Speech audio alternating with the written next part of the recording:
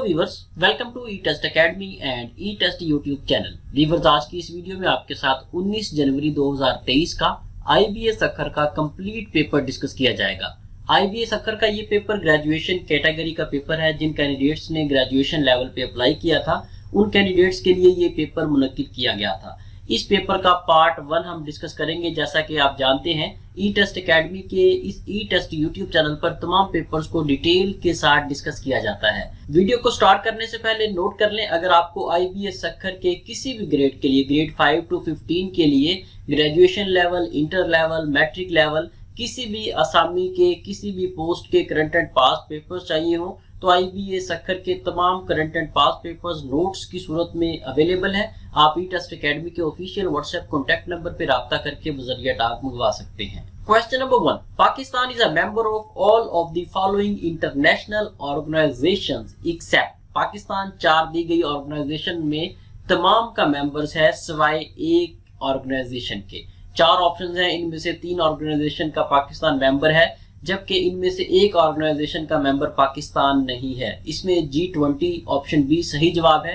G20 का Pakistan member नहीं है, जबकि SCO, सार्क और UN इन तीनों ऑर्गेनाइजेशन का पाकिस्तान मेंबर है। इसके अलावा व्यूअर्स, बहुत से पेपर्स में ये जो चारों ऑप्शंस हैं, ऑर्गेनाइजेशंस हैं, इनके एब्रिविएशंस आपसे पूछे गए हैं, इनको नोट कर लें। SCO stands for Shanghai Cooperation Organisation, G20 stands for Group of 20, SAARC stands for Southeast Asian Association for Regional Cooperation, UN stands for United Nations। ये चारों एब्रिविएशंस मोस्ट इंपोर्टेंट हैं, बहुत से पेपर्स में रिपीट हुए हैं। व्यूअर्स, मजीद आगे जाने से पहले नोट कर लें, आईबीएस अखर के 19 जनवरी के पेपर में सिर्फ इतना एमसीक्यूज आया था।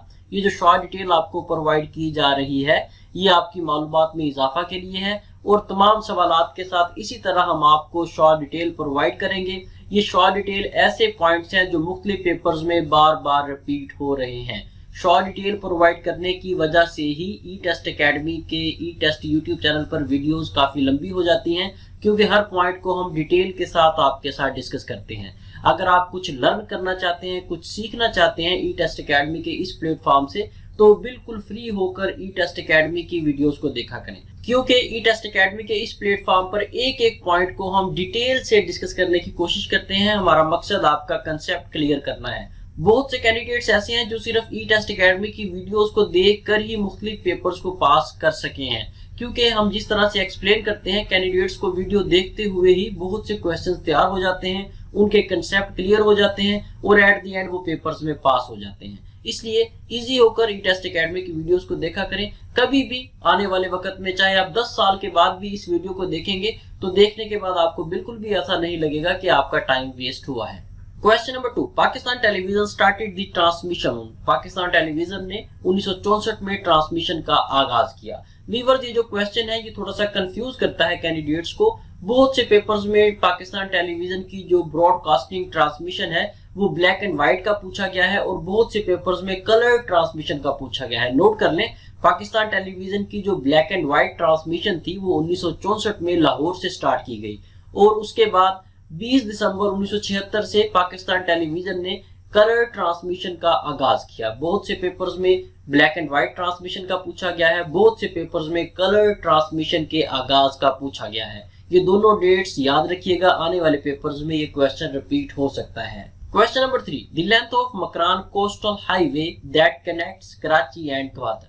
कोस्टल हाईवे मकरान की जो है उसकी लेंथ पूछी गई है। मकरान कोस्टल हाईवे की लेंथ 653 किलोमीटर है। मकरान कोस्टल हाईवे की लेंथ याद रखिएगा किलोमीटर्स में भी और माइल्स में भी, क्योंकि बहुत से पेपर्स में किलोमीटर के पॉइंट ऑफ व्यू से ये क्वेश्चन रिपीट हुआ है और बहुत से पेपर्स में माइल्स के पॉइंट ऑफ व्यू से। मकरान कोस्टल हाईवे की कुल लंबाई 653 किलोमीटर या 406 मील है। मकरान कोस्टल हाईवे को N10 भी कहा जाता है। इस हाईवे को 2000 में शुरू किया गया और 2004 में इसकी कंस्ट्रक्शन का काम खत्म हुआ और इसे ऑपरेशनल कर दिया गया। Question number 4, Nanga Parbat is the second highest mountain in Pakistan. World wide Nanga Parbat is dash highest mountain.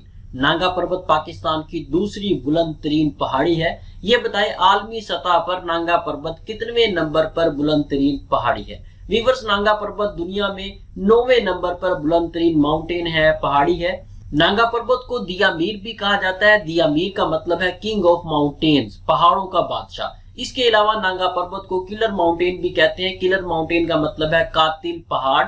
Viewers, Nanga पर्वत को किलर माउंटेन कहने की एक वजह है। अगर आप ओवरऑल आप सर्वे रिपोर्ट चेक करें जिसमें कोपैमाओं की अमवात हुई है, उनमें सबसे ज्यादा कोपैमा आपको ऐसे मिलेंगे जो नांगा पर्वत से गिरने की वजह से एक्सपायर हुए हैं। नांगा पर्वत की चट्टानें नुकीली हैं, जैसे कोई कोपैमा, कोई क्लाइंबर यहाँ से गिरता है तो नुकीली चट्टानों की वजह से वो एक्सपायर होता है, उसकी मौत वाकया हो जाती है। इसीलिए इसे किलर माउंटेन भी कहा जाता है। नांगा पर्वत की कुल ऊंचाई 8126 मीटर है। नांगा पर्वत हिमालय रेंज में वाकया है। Question number 5, which tree is the national tree of Pakistan? Pakistan का कौमी दरख्त देवदार है। देवदार एक संस्कृत जुबान से लिया गया एक लफ्ज है, संस्कृत जुबान से ड्राइव किया गया वर्ड है। देवदार दरख्त जो होते हैं ये काफी लंबे होते हैं। इसकी जो एवरेज औसत ऊंचाई है तकरीबन 40 से 50 मीटर तक हो सकती है। वीवर्स, मजीद आगे जाने से पहले वीडियो को लाइक जरूर कर दें। अगर आपने अभी तक हमारा ई टेस्ट यूट्यूब चैनल सब्सक्राइब नहीं किया तो ई टेस्ट अकेडमी का ये ई टेस्ट यूट्यूब चैनल सब्सक्राइब कर लें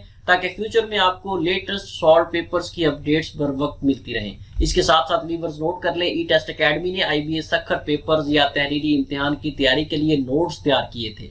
ये ऐसे नोट्स थे जिसमें तमाम मौजूदा और साबका IBA सखर के हलशुदा पेपर शामिल थे। ये तमाम पेपर्स मुकम्मल तफसील के साथ थे। जिस तरह से हम आपके साथ ये वीडियो डिस्कस कर रहे हैं, इसी तरह तमाम डिटेल हमारे नोट्स में शामिल है। उन नोट्स में मौजूदा 19 जनवरी 2023 का मुकम्मल हलशुदा पेपर शामिल कर दिया गया है। अगर आप up to date IBA Sukkur के नोट्स हासिल करना चाहते हैं, चाहे वो ग्रेजुएशन कैटेगरी के हैं, चाहे वो इंटर या मैट्रिक कैटेगरी के हैं, वो आप ई टेस्ट अकेडमी के ऑफिशियल व्हाट्सएप कॉन्टैक्ट नंबर पर राब्ता करके बजरिया डाक मंगवा सकते हैं। इसके अलावा आप किसी भी आसामी के तहरीरी इम्तिहान या इंटरव्यू की तैयारी के लिए हमारी ई टेस्ट वेबसाइट से ऑनलाइन ऑर्डर करके भी बजरिया डाक नोट्स मंगवा सकेंगे। ई टेस्ट अकेडमी का एक ही ऑफिशियल व्हाट्सएप कॉन्टैक्ट नंबर है जो आपके सामने स्क्रीन पर दर्ज है। Question number 6, Pakistan main export item is? Pakistan की जो मेन एक्सपोर्ट आइटम है वो कॉटन एंड कॉटन मैन्युफैक्चरर्स है। ऑप्शन बी यहाँ पर सही जवाब है। वीवर्स, ये जो कॉटन है ये पाकिस्तान सबसे ज्यादा एक्सपोर्ट करता है और कॉटन से बनी हुई चीजें, खास तौर पर कपड़ा वगैरह जो है, ये पाकिस्तान सबसे ज्यादा एक्सपोर्ट करता है दूसरे ममालिक को। अगर आप ओवरऑल एक्सपोर्ट देखें पाकिस्तान की, उसमें 23.75% जो है वो कॉटन की एक्सपोर्ट मिलेगी। पाकिस्तान एनुअल कॉटन को एक्सपोर्ट करने से बहुत ज्यादा ज़र्रे मुबादला कमाता है। Question number 7, the mount Everest is in? Mount Everest Himalaya mountain range में वाकया है। को हिमालय में माउंट एवरेस्ट वाकया है। वीवर्स, माउंट एवरेस्ट जो है ये दुनिया की सबसे बुलंद तरीन चोटी है। माउंट एवरेस्ट की कुल ऊंचाई 8849 मीटर है। वीवर्स, ये जो माउंट एवरेस्ट है, इस पहाड़ का नाम इंडिया का एक सर्वेयर जनरल था, उसके नाम की मुनासबत से रखा गया। जब ब्रिटिश इंडिया था, ब्रिटिश ईस्ट इंडिया कंपनी की हुकूमत थी, उस वक्त एक सर्वेयर था जिसका नाम था सर जॉर्ज एवरेस्ट। उसके नाम की मुनासबत से इस पहाड़ का नाम माउंट एवरेस्ट रखा गया। Question number 8, which country was the runner up of ICC men's T20 World Cup 2022? T20 2022 World Cup में जो रनर अप टीम थी वो पाकिस्तान थी। रनर अप टीम का मतलब ये है कि फाइनल में दो टीम्स पहुंचती हैं, एक टीम जीतती है और एक टीम हार जाती है। जो जीतती है उसे विनर कहा जाता है, जो टीम हार जाती है उसे रनर अप कहा जाता है। यहाँ पर आप नोट कर लें, पाकिस्तान को इंग्लैंड ने 5 विकेटों से शिकस्त दी थी। बहुत से पेपर्स में ये क्वेश्चन रिपीट होगा 2023 में, क्योंकि रिसेंटली ये T20 वर्ल्ड कप हुआ है। जब तक नेक्स्ट T20 नहीं होगा तब तक ये क्वेश्चन रिपीट होता रहेगा, इसलिए इसे याद रखिएगा। Question number 9, Hadero lake is located in? Hadero lake जो है ये ठट्ठा में वाक़या है। वीवर्स, 2 लेक्स हैं, एक हडेरो लेक है और दूसरी मंचर लेक है। ये दोनों लेक्स में से एक लेक अमूमन पेपर में पूछी जाती है। हडेरो लेक से मुराद हडेरो झील है जो कि सूबा सिंध ठट्ठा में वाक़या है। ये कुदरती पानी की झील है जिसका कुल सतही रकबा 13.21 मुरब्बा किलोमीटर है। Question number 10, the lower house of Pakistan is called? Pakistan का जो लोअर हाउस है इसे नेशनल असेंबली कहा जाता है। वीवर्स, पाकिस्तान का जो पार्लियामेंट है ये एक बाई कैमरल पार्लियामेंट सिस्टम है। बाई कैमरल पार्लियामेंट सिस्टम से मुराद ऐसा निजाम है पार्लियामेंट का जहां पे कानून साजी के लिए दो हाउसेज होते हैं, दो फ्लोर होते हैं, दो ईवान होते हैं। पाकिस्तान की पार्लियामेंट में एक नेशनल असेंबली है और एक सेनेट है। ये दो हाउसेज हैं जहां पर कानून साजी होती है, लेजिस्लेशन होती है। इसलिए पाकिस्तान की पार्लियामेंट को बाई कैमरल पार्लियामेंट कहा जाता है। पाकिस्तान की जो पार्लियामेंट है इसके तीन मेन पार्ट्स हैं, जिसमें president of Pakistan, national assembly और सेनेट शामिल है। व्यूअर्स, यहाँ पर एक और कंफ्यूज करने वाला क्वेश्चन है। बहुत से पेपर्स में ये क्वेश्चन उर्दू में रिपीट हुआ है। कैंडिडेट्स को ये तो पता है कि लोअर हाउस नेशनल असेंबली को कहा जाता है, लेकिन जब उर्दू में ये क्वेश्चन रिपीट होता है तो कैंडिडेट कंफ्यूज हो जाता है। नोट कर लें, नेशनल असेंबली को लोअर हाउस भी कहा जाता है और उर्दू में ईवान ज़ीरी कहा जाता है। इसके साथ साथ आप सेनेट की तरफ आ जाएं। सेनेट को इंग्लिश में आप अपर हाउस कह सकते हैं और उर्दू में इसे ईवान बाला कहा जा सकता है। जब भी कोई कानून बनता है सबसे पहले वो नेशनल असेंबली में पेश किया जाता है, नेशनल असेंबली उसे पास करती है। उसके बाद वो कानून, वो मसवदा, वो ड्राफ्ट चला जाता है सेनेट में। फिर उसे सेनेट के मेंबरान जो है वो पास करते हैं। जब सेनेट भी उस बिल को, उस मसवदे को, ड्राफ्ट को पास कर देता है तो वो फाइनल साइन के लिए प्रेसिडेंट ऑफ पाकिस्तान के पास चला जाता है। जब प्रेसिडेंट ऑफ पाकिस्तान उस ड्राफ्ट पर साइन कर देता है तो वो बाकायदा तौर पर एक कानून बन जाता है। व्यूअर्स, यहाँ पर एक मेन पॉइंट नोट कर लें। साबका वीडियोस में भी आपको बताया गया था कि हर पेपर में पार्लियामेंट ऑफ पाकिस्तान से रिलेटेड क्वेश्चन रिपीट हो रहा है, इसलिए पार्लियामेंट ऑफ पाकिस्तान के टॉपिक को लाजमी तैयार करें।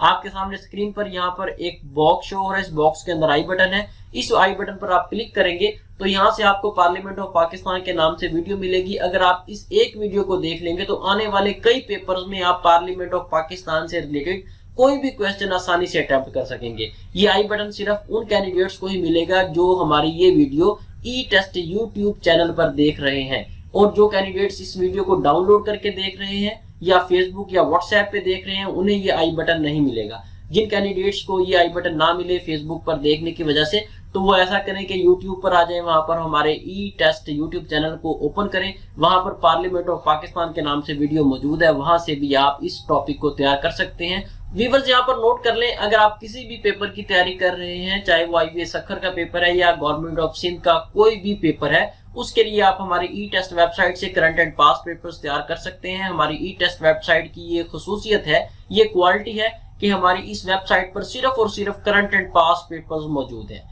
करंट एंड पास्ट पेपर्स के अलावा आपको किसी किस्म का डाटा हमारी ई टेस्ट वेबसाइट पर नहीं मिलेगा। गूगल में जाएं, वहां पर ई टेस्ट लिख कर सर्च करें, आपके सामने पहले नंबर पर हमारी ई टेस्ट वेबसाइट आएगी। इसे ओपन करें और किसी भी पोस्ट की, किसी भी पेपर की तैयारी बिल्कुल फ्री ऑफ कॉस्ट करें। Question number 11, final of the FIFA world cup Qatar 2022 played between. FIFA world Cup 2022 Argentina और फ्रांस के दरमियान खेला गया। व्यूअर्स, बहुत से पेपर्स में यह पूछा गया है कि फीफा वर्ल्ड कप 2022 किस मुल्क ने जीता, किस टीम ने जीता। यहाँ पर नोट कर लें, फीफा वर्ल्ड कप 2022 जो है ये अर्जेंटीना ने जीता था और फाइनल में अर्जेंटीना ने फ्रांस को शिकस्त दी थी।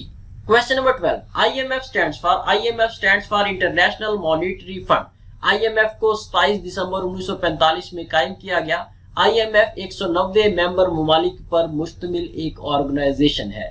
IMF का हेडक्वार्टर वाशिंगटन DC USA में है। IMF के मैनेजिंग डायरेक्टर का नाम क्रिस्टेलिना जॉर्जीवा है, जो कि एक बल्गारियन इकोनॉमिस्ट है। Question number 13, headquarter of OIC is located in. OIC का हेडक्वार्टर जद्दा में है। OIC stands for Organisation of Islamic Cooperation. OIC को 25 सितंबर 1969 को कायम किया गया। OIC 57 मुमालिक पर मुश्तमिल एक ऑर्गेनाइजेशन है। OIC में 3 ऑफिशियल लैंग्वेजेस बोली जाती हैं, जिनमें इंग्लिश, अरेबिक और फ्रेंच लैंग्वेज शामिल है। व्यूअर्स, ये तमाम पॉइंट्स मुख्तलिफ पेपर्स में रिपीट हो रहे हैं, इसलिए आपको हर क्वेश्चन के साथ मुख्तलिफ पॉइंट्स, मुख्तलिफ इंफॉर्मेशन बताई जा रही है। Question number 15, the national animal of Pakistan is. Pakistan का जो कौमी जानवर है वो मारखोर है। व्यूअर्स, आपका क्वेश्चन में पाकिस्तान का कौमी दरख्त पूछा गया था, इसमें पाकिस्तान का कौमी जानवर पूछ लिया गया है। आने वाले पेपर्स में पाकिस्तान की कोई भी नेशनल थिंग पूछी जा सकती है। आपके सामने शॉर्ट डिटेल में कुछ पॉइंट्स लिखे हुए हैं जो बहुत से पेपर्स में रिपीट हुए हैं, मोस्ट इंपोर्टेंट है, नोट कर ले। पाकिस्तान का कौमी फूल जैस्मीन है। पाकिस्तान का कौमी फल मैंगो है, आम है। पाकिस्तान की कौमी सब्जी लेडी फिंगर भिंडी है, पाकिस्तान का कौमी जूस गन्ने का जूस है, पाकिस्तान का कौमी लिबास शलवार कमीज है, पाकिस्तान की कौमी मिठाई गुलाब जामुन है, पाकिस्तान का कौमी शायर इलामा मोहम्मद इकबाल है। व्यूअर्स, ये कुछ पॉइंट्स हैं जो पेपर्स में बार बार रिपीट हो रहे हैं, ये आपके साथ शेयर किए हैं। इसके अलावा भी जितने भी पाकिस्तान की कौमी चीजें हैं वो लाजमी तैयार करके पेपर में जाइएगा। व्यूअर्स, यहाँ पर नोट कर लें, ई टेस्ट अकेडमी ने ई टेस्ट मोबाइल ऐप लॉन्च की हुई है। ई टेस्ट मोबाइल ऐप बाकायदा तौर पर एक बुक है, इसे आप गूगल प्ले स्टोर से डाउनलोड कर सकते हैं। अगर आपके मोबाइल में ई टेस्ट मोबाइल ऐप मौजूद है तो आने वाले वक्त में किसी भी पेपर की तैयारी के लिए आपको मार्केट से कोई भी किसी भी किस्म की बुक परचेज नहीं करनी पड़ेगी। हमारी ई टेस्ट मोबाइल ऐप में आपको post wise data, testing service wise data, department wise data, हर किस्म का डाटा आपको हमारी ई टेस्ट मोबाइल ऐप में मिलेगा और मुकम्मल वजाहत के साथ मिलेगा और हर क्वेश्चन के साथ आपको शॉर्ट डिटेल मिलेगी, जिस तरह से आपको हमारे ई टेस्ट यूट्यूब चैनल पर प्रोवाइड की जाती है। जैसे ही आप हमारी ई टेस्ट मोबाइल ऐप को गूगल प्ले स्टोर से डाउनलोड करें तो हमारी इस ऐप को 5 स्टार रेटिंग जरूर दें। Question number 16, Which statement is incorrect about gas molecules? Gas molecules के बारे में एक स्टेटमेंट सही नहीं है जो कि ऑप्शन बी है।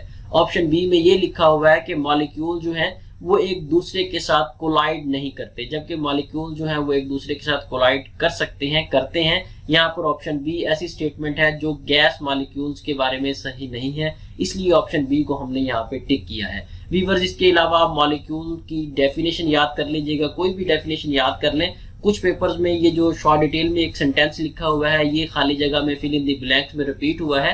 A group of atoms is called molecule. मुख्तलिफ एटम्स के ग्रुप को मॉलिक्यूल्स कहा जाता है। क्वेश्चन नंबर 17, यहाँ पर एक मैथमेटिकल क्वेश्चन को डिस्कस किया गया है, इसमें सही जवाब ऑप्शन डी है +3। Question number 18, the smallest particle of compound made up of group of atoms is known as molecule. Viewers, ये जो रिसेंटली क्वेश्चन में हमने मॉलिक्यूल की डेफिनेशन डिस्कस की थी, ये वही डेफिनेशन इस क्वेश्चन में रिपीट हुई है। यहाँ पे दोबारा मैं उर्दू में आपको बताता हूँ कि कोई भी ऐसा स्मॉलेस्ट पार्टिकल ऑफ कंपाउंड, किसी भी कंपाउंड का सबसे छोटा पार्टिकल जो मुख्तलिफ एटम्स के मिलने से बनता है, उसे मॉलिक्यूल कहते हैं। यहाँ पर मैं आपको कंपाउंड की डेफिनेशन भी बता देता हूँ। हो सकता है आने वाले पेपर्स में मॉलिक्यूल के अलावा मॉलिक्यूल से हटकर कंपाउंड की डेफिनेशन भी आपसे पूछ ली जाए। कंपाउंड ऐसा मटेरियल होता है जो 2 या 2 से ज्यादा एलिमेंट्स के मिलने से बनता है। जिस तरह पानी है, पानी H2O पानी का फार्मूला है, इसमें ऑक्सीजन और हाइड्रोजन के मिलने से पानी बना है। उसके बाद कार्बन डाइऑक्साइड की तरफ आ जाएं, फिर आप सोडियम क्लोराइड की तरफ आ जाएं, NaCl सोडियम प्लस क्लोरीन, इनको मिलाने से सोडियम क्लोराइड बनता है। इस तरह बहुत से ऐसे कंपाउंड्स हैं जो 2 या 2 से ज्यादा एलिमेंट्स को मिलाने से बनाए जा सकते हैं। Question number 19, a method which is used to separate colored chemicals or substances is known as।